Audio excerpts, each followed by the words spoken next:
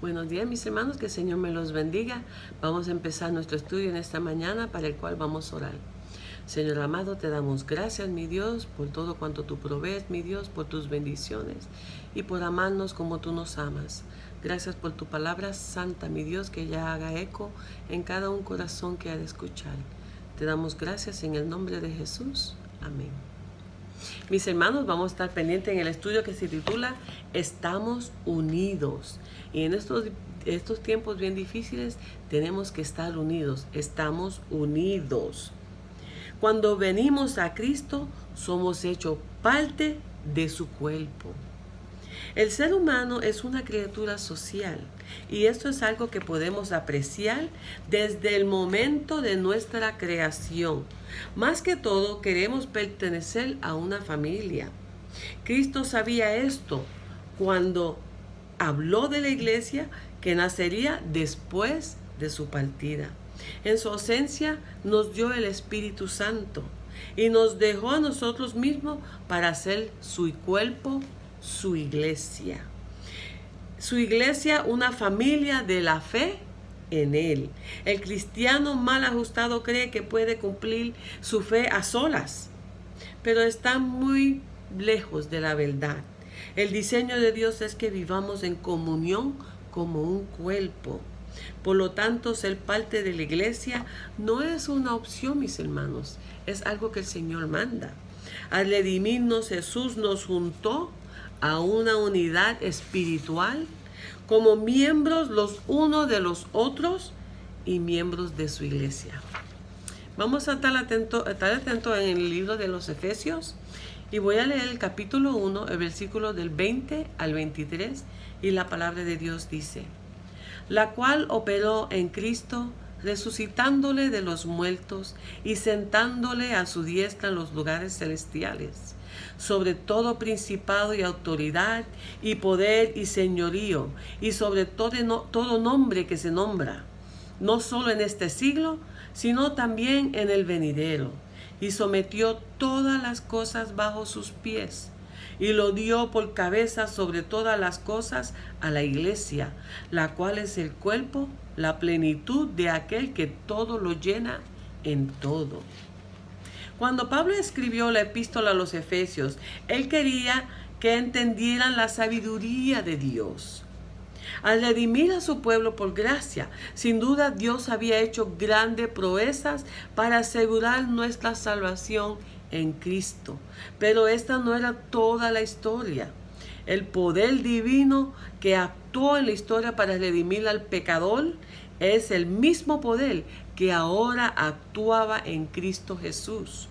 El apóstol Pablo reconoce que este mismo poder divino que trajo a luz la salvación operó en Cristo, resucitándole de los muertos. Pablo continúa mostrando que este plan de Dios se manifiesta en Jesús, sentándole a la diestra de Dios en los lugares celestiales. Ser sentado a la diestra de Dios implica que Jesús ahora toma el lugar de honor y de autoridad para efectuar la voluntad y el poder de Dios sobre todas las cosas que conciernen a este mundo. Al decir que Jesús fue sentado en los lugares celestiales, implica que los cristianos creían en el cielo como un lugar verdadero, como la habitación de Dios. Cuando Cristo fue exaltado, terminaron las limitaciones impuestas por su encarnación. Ya Él no tenía esas limitaciones, está siendo Dios hombre. Ahora Él estaba en lugar exaltado sobre todo principado, sobre toda autoridad, todo poder, todo señorío y sobre todo nombre que se nombra. No solo en este siglo, mis hermanos, sino también en el venidero, dice la palabra del Señor. Aquí Pablo enumera 4 poderes cósmicos sobre los cuales Cristo triunfó. El aspecto principal es que Jesús no puede ser visto igual a los poderes cósmicos que hay, o a los ángeles siniestros que están aquí en este mundo, que son los que nos atacan a nosotros, sus hijos. Jesús ha sido exaltado sobre todas las potestades. Cuando Dios exaltó a Jesús, sometió todas las cosas bajo sus pies. Enfatizando otra vez el versículo 21, mis hermanos. Dios le ha dado a Cristo la iglesia. Él es el don de Dios para servir como la cabeza, o sea, el guía con toda su autoridad sobre la iglesia. Dios le dio a su Hijo exaltado a la iglesia como la cabeza, introduciendo una nueva metáfora. Por lo tanto, si Jesús es la cabeza, la iglesia es su cuerpo, reconociendo la interdependencia, la unidad y la diversidad orgánica del cuerpo. Este es el plan de Dios para la multitud, de aquel que todo lo llena en todo. La iglesia es la llenura de Cristo y Él es la llenura del universo. El mismo poder, mis hermanos, que resucitó a Cristo de los muertos, está a nuestra disposición. Y podemos conocerlo en nuestra experiencia. Vea con claridad a Cristo, que es la cabeza de la iglesia, la cabeza del cuerpo, que somos usted y yo. Y al estar unidos a Él, todos estamos bajo su autoridad, como iglesia, como cuerpo de la cabeza que es Cristo. Vamos a seguir leyendo en Efesios 2, el versículo del 8 al 10, y dice: porque por gracia sois salvos por medio de la fe, y esto no de vosotros, pues es don de Dios, no por obras, para que nadie se gloríe. Porque somos hechura suya, creados en Cristo Jesús para buenas obras, las cuales Dios preparó de antemano para que anduviésemos en ellas. Habiendo enseñado a los creyentes cómo la iglesia ha sido incorporada como el cuerpo de Cristo, en este pasaje Pablo desarrolla cómo la persona es hecha parte del cuerpo, como parte de la iglesia. Todo comienza por la gracia inmerecida de Dios, porque por gracia sois salvos, por medio de la fe, por medio de aquello que usted creó sin ver. Y dice la palabra del Señor: bendecido a aquellos que no vieron y creyeron. Y eso somos usted y yo. Pablo dice que la persona es salva por gracia y por fe. Y Pablo ve que la gracia y la fe, como compañeras inseparables, para proveer una oposición, mis hermanos, una oposición a aquellos que piensan que pueden conseguir la salvación a través de las obras. No, porque tiene que ser por fe, por la gracia dada por Dios, que es gratis y es dada por Dios, no es algo que viene de los hombres. Y Él da gracia. Dice Pablo que la gracia es la base de la salvación y es la fe el medio por el cual se llega a la salvación. Pero ni una ni la otra son de origen humano. Y Él enfatiza: y esto no de vosotros. El proceso de la salvación es un don de Dios. Si tenían alguna esperanza de ser salvos por las obras, Pablo cierra la puerta por completo. No por obras, para que nadie se gloríe y diga que yo soy salvo por lo que hice o dejé de hacer. No. Las obras de la ley son puestas en contraste con la fe y excluyen por completo la práctica de la fe. Aquí las obras a las cuales Pablo se refiere incluyen cualquier intento de cumplir la ley de Moisés, pero se extiende a cualquier esfuerzo general. Cuando la persona se gloría en sus alcances, esto da lugar al orgullo. Cuando decimos: ay, mira lo que yo hice, nosotros mismos nos decimos: eso es una persona orgullosa. Y la considera de mérito ganado la recompensa. Y a la consideración de mérito ganado a la recompensa. Pero como es evidente, cuando la persona se gloria, pone su confianza ¿en qué? En la carne. Y nada buena puede resultar. Cuando usted pone su confianza en la carne, nada puede resultar. Usted tiene que poner su confianza en Cristo, que es la cabeza de la iglesia, que es el que mandó su espíritu como consolador, como confortador, para guiarnos y iluminar nuestro andar en el Señor. Pablo continúa, porque somos hechura suya, creados en Cristo Jesús para buenas obras. Si hay algo bueno en nosotros, no puede ser cualquier cosa u obra de vida antes de Cristo. Era una vida muerta antes de Cristo, sin la posibilidad de producir vida. Una vez más, si hay algo bueno en nosotros, solo puede ser la obra de Cristo en nosotros y nada más. Si hay algo bueno en nosotros, es la obra de Cristo en nosotros. Al considerar esas obras que Dios preparó de antemano para que anduviésemos en ellas, ¿cómo debemos pensar? Aquí Pablo acierta señalando el camino perfecto que Dios determinó para aquellos que son una nueva criatura en Cristo. Si el creyente es la obra de Dios y lo es, entonces su actividad, su moralidad, todo su bien tiene que proceder también de Dios. Así como en Adán todos pecaron, dice Romanos 5:12, en Cristo los redimidos disfrutan de su justicia y su bondad. Por ser así, las buenas obras ya existen en Cristo y serán manifestadas en el contexto de la vida vivida para la gloria de Dios. Las buenas obras van a venir porque usted es un hijo de Dios y no que ustedes van a hacer esas obras porque van a pensar que van a ser salvos por lo que van a hacer. Que voy a limpiar la iglesia, que voy a hacer esto, que voy a hacer aquello para que el Señor me lleve al cielo cuando me llame.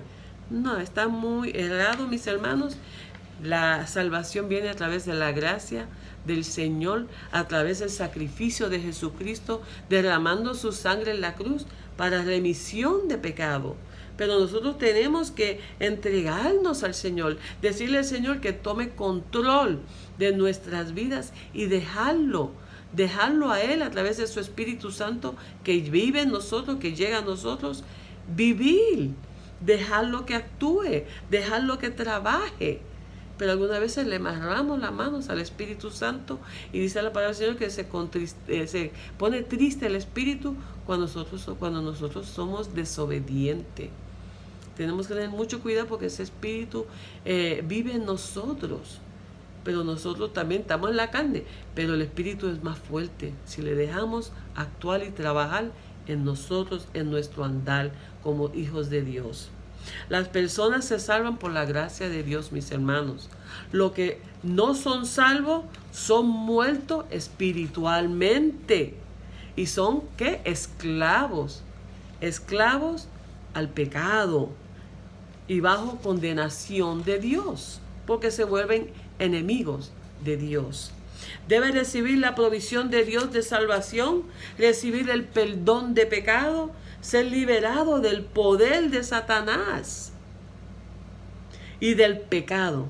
Cuando usted recibe al Señor en su corazón, usted es liberado del poder de Satanás. Y no que Él no va a tratar de atacar, claro que sí, pero ya no es un esclavo al pecado. El Señor nos libera porque tenemos su fortaleza a través de su Espíritu Santo. Y Él dice que ser liberado del poder de Satanás y del pecado y ser hecha una nueva criatura y recibir el Espíritu Santo. Bendito sea Dios. Ningún esfuerzo, por grande que usted pueda hacer, va a lograr todo esto. Todo lo que usted piense, ningún esfuerzo suyo, humano, va a poder lograr todo eso. Lo que es recibir las provisiones de Dios a través de la salvación, recibir el perdón de pecado, ser liberado del poder de Satanás, liberado del pecado y ser nueva criatura en Cristo. Todo esto lo hace Dios lo hizo Dios a través de su Hijo Jesucristo. Ningún esfuerzo, por más grande que usted crea, nada puede lograr todo esto. Continúa gracia para vivir la vida cristiana. Y es una gracia que es continua. El Señor no le da gracia un día y mañana no. Es una gracia que es continua todos los días en su andar en el Señor. Como usted viva, pero dejando el Señor que obre en su vida. Vamos a seguir leyendo el Efesios 2 del 19 al 22 y dice la palabra de Dios. Así que ya no sois extranjeros, ni advenedizos o forasteros, sino conciudadanos de los santos y miembros de la familia de Dios, edificados sobre el fundamento de los apóstoles y profetas, siendo la principal piedra el ángulo Jesucristo mismo, en quien todo el edificio bien coordinado va creciendo para hacer un templo santo en el Señor, en quien vosotros también sois juntamente edificados para morada de Dios en el Espíritu. Qué bella palabra.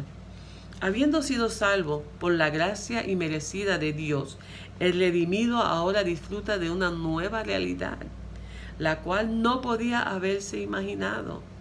Así que ya no sois extranjeros, ni advenedizos, no son forasteros, sino conciudadanos de los santos y miembros de la familia de Dios. Eso es lo que venimos a hacer, mis hermanos.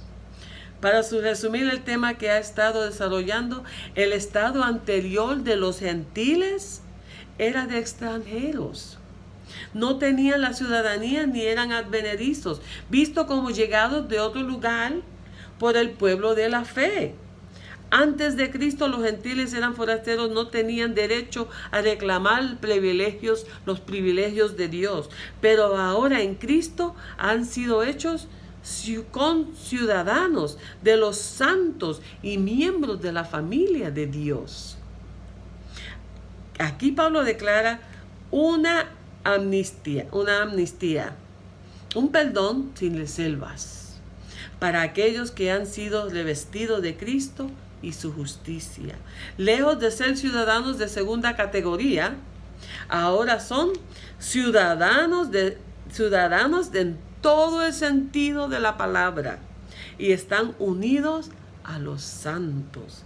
¿Y quiénes son los santos, mis hermanos? Usted y yo, la iglesia del Dios vivo, creador de los cielos y de la tierra. Los gentiles ahora podían sentirse como miembros de la familia. Cuando usted viene al Señor y lo recibe en su vida, dice: Señor, yo quiero vivir para ti. Usted es añadido al cuerpo de Cristo, a la iglesia de la cual Él es la cabeza, mis hermanos. Y qué precioso es esto, qué honor, qué privilegio ser llamados hijos de Dios. Ahora estos gentiles ellos ahora podían sentirse como miembros de la iglesia en general, que está compuesta por todos los salvos, sin hacer distinciones entre las personas. Pablo reconoció que el evangelio era consistente con la ley y los profetas. También reconoce que Jesús es la principal piedra del ángulo. Aquí Pablo cita Isaías 28:16 para acertar que Dios está construyendo su casa espiritual. Mis hermanos, Dios está construyendo su casa espiritual con Cristo como la principal piedra del ángulo. Y nosotros, usted y yo, somos parte de esa casa espiritual. En el mundo de la construcción, el albañil coloca la piedra angular para que sirva de todos, con la referencia que determina la posición de todas las otras piedras en la construcción, para así a dónde que va todos los demás. El creyente podía estar seguro de que él era una parte integral de la casa espiritual, pues los creyentes eran piedras usadas por Cristo, en Cristo, para Cristo. Siendo edificados por Dios, podían confiar que la iglesia, el edificio espiritual, estaría bien coordinado, creciendo para ser un templo santo en el Señor. Mis hermanos, ser parte del cuerpo de Cristo es un privilegio y así debemos de verlo. Y ahora que estamos empezando a reunirnos otra vez, cuando muchas iglesias están cerrando por los desvíos, mis hermanos, debemos de estar en la casa del Señor, porque eso es lo que el Señor manda. Él manda de que su pueblo se reúna, que le alaben, que le dé gracia, juntos, mis hermanos. Porque Cristo es la cabeza y Él nos va dirigiendo y Él nos va guiando en todo lo que hagamos como su cuerpo. Si ellos están en Cristo, pueden confiar en que el Espíritu de Dios también mora en ellos. En todo esto podemos apreciar la presencia de la obra de Dios Padre, Dios Hijo y Dios Espíritu Santo en la construcción y habitación del templo espiritual, una iglesia compuesta de piedras judías y gentiles para alabanza de Dios. Mis hermanos, qué maravilloso es ser parte del cuerpo de Cristo. Mis hermanos, pues eso lleva mucho trabajo. Usted y yo tenemos que estar ahí obrando y dándole mejor testimonio para que la iglesia del Cristo pueda brillar en medio de un mundo que anda perdido, mi Señor. Para que cuando el Señor Jesús venga por su iglesia, porque dice la Biblia que Él viene por su iglesia, no viene por las iglesias, viene por su iglesia, que es cada hijo suyo que está en este mundo, que le alaba, que le adora, que cree en Él en fe, que le ha recibido y anda en los caminos de Jesús. Esa es la iglesia. No, la iglesia no es el edificio. La iglesia es usted y yo, el cuerpo de Cristo, que vive Él en nosotros. Y somos la puerta que Él usa para abrir, para que otros lleguen a Él. Mis hermanos, que el Señor me los bendiga, que usted también pueda ser esa puerta que Cristo use en su construcción de su iglesia aquí en el mundo, para que Él pueda venir otra vez y encontrar su novia, su iglesia blanca, para llevarnos con Él. Que el Señor me los bendiga, que tengan bello día, un día bendecido, y les veremos el próximo domingo, si Dios permite. Los amo en el Señor. Dios me los bendiga.